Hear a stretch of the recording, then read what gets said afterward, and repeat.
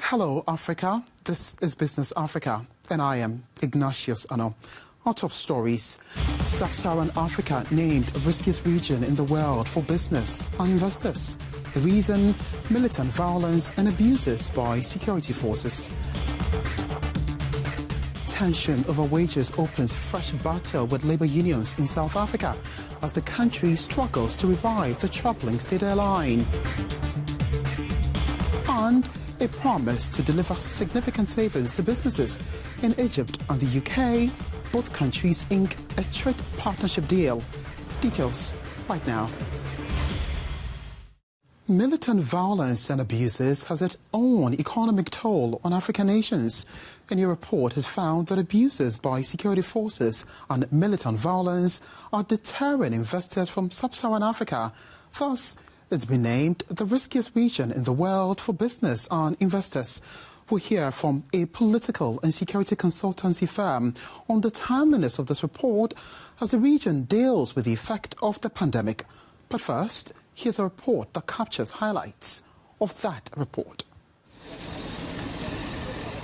The annual Terrorism Intensity Index highlights risk for companies and staff at sites, as well as transport routes, as contributing factors in making the Sub-Saharan African region the riskiest for investment in the world. According to the report, government forces within Sub-Saharan Africa also pose risk to investors. Alexander Raymaker, senior Africa analyst at Verisk Maplecroft, noted that businesses wanted to avoid being associated with the government that provides security, but the security forces commit human rights violations. The most concern was over Boko Haram's attacks in West Africa and other militias in the Central African Sahel. The report warned that conflict will continue to spread regionally. According to the report, 7 of the global 10 highest risk countries for violence in the region are in Mozambique and the Democratic Republic of Congo. In Mozambique, it noted that the actions of companies seeking to exploit the recently discovered gemstone and gas in the country's northwest province of Cabo Delgado has fueled increased violence. Its report also classes Burkina Faso, Mali, Somalia, Cameroon, Mozambique, Niger and the DR Congo at extreme risk. Wilson Campbell is director for Seven Oaks Road, a political and security risk consultancy firm in West Yorkshire, England. He joins us for some discussions on that report. Wilson, thank you for agreeing to talk to us on Business Africa. So first, how worrying is this report on Sub-Saharan Africa as a region? This report is not an anomaly. There are also other reports for this year that have painted a grim picture on Sub-Saharan Africa. For instance, the Global Terrorism Tracker for 2020 showed that 7 out of 10 countries that experienced the largest number of increase in death coming out of terrorism were coming from Sub-Saharan Africa. And another thing we have to be aware of is the data that they are using at the moment is from 2019.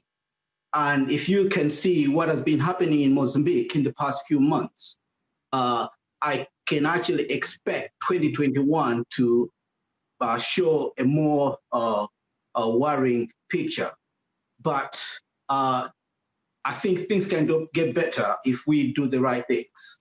You know, we've had African presidents talk about debt write-offs, especially with the hit of the COVID-19 pandemic, and looking at the fact that Sub-Saharan Africa as a region can do with investment and cash inflows.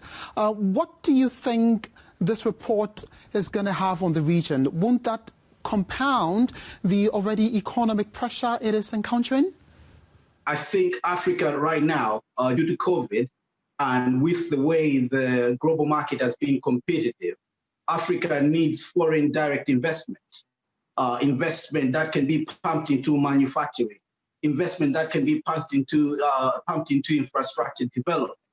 And if we are able to get this sort of investment, then obviously we'll be able to diversify our exports and increase our global share on the global market. For investors to come to Africa and invest their money, they need to be assured that their investment is going to be safe.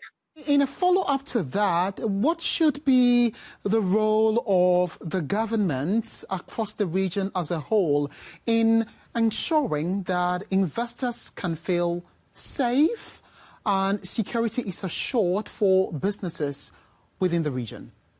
At the moment, I've noticed that there are some positive efforts.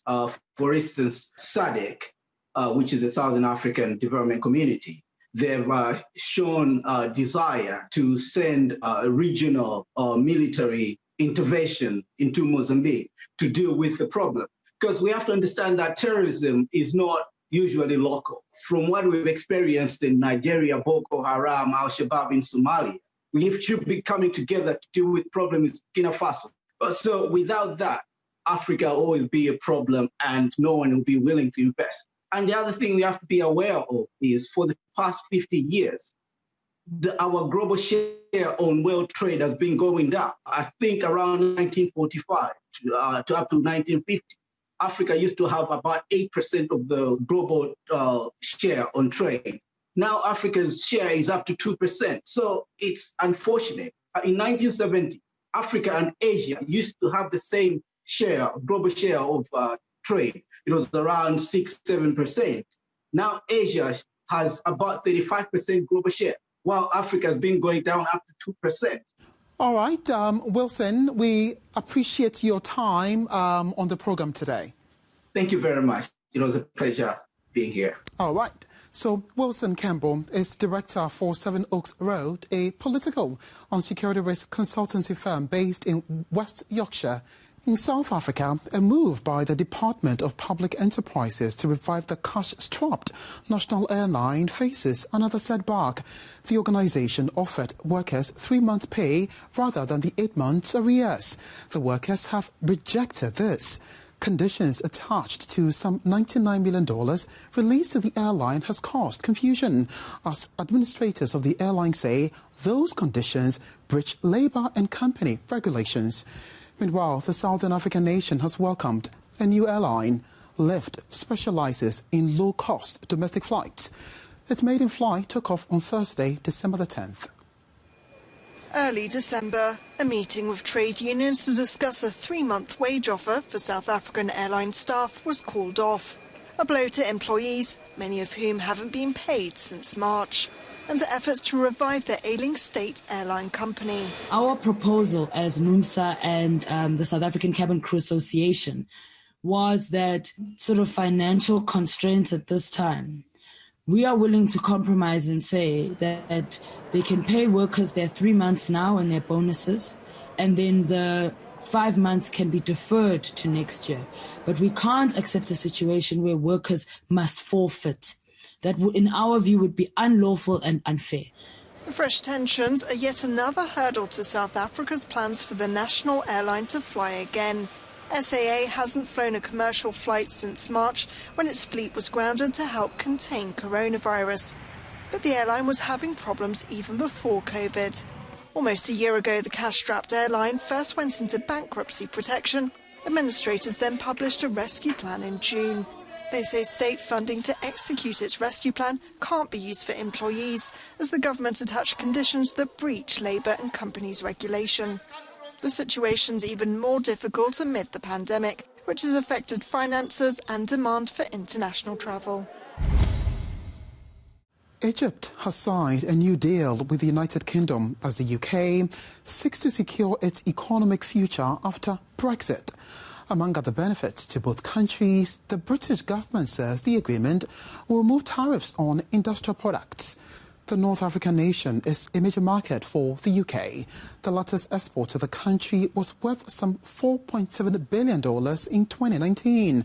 The International Monetary Fund forecast the Egyptian economic growth to hit 2.8% in 2021.